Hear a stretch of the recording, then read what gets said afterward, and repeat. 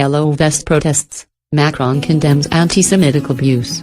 French President Emmanuel Macron has condemned anti-Semitic abuse directed at a prominent intellectual by a group of Yellow Vest protesters in Paris.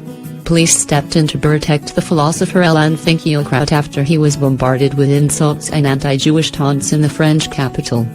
President Macron said it was an absolute negation of what made France great and would not be tolerated.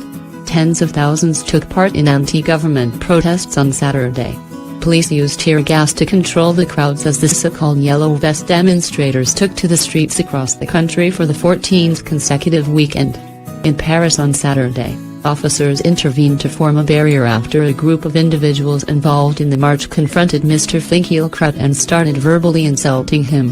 The 69-year-old Jewish academic told Le Parisien newspaper that he heard people shouting "Dirty Zionist" and "Throw yourself in the canal," in French.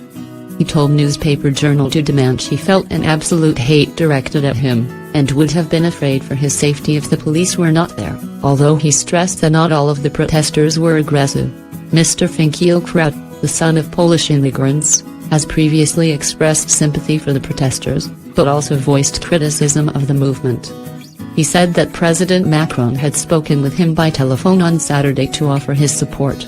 The Yellow Vest protests began in mid-November over fuel taxes. They have since broadened into a revolt against President Macron, and a political class seen as out of touch with common people. The protests have often turned violent, causing damage, including to some of Paris' most famous monuments. Critics have also accused the police of using disproportionate force. The number of protesters taking to French streets has been gradually falling, but tens of thousands are still turning out weekly to demonstrate across France.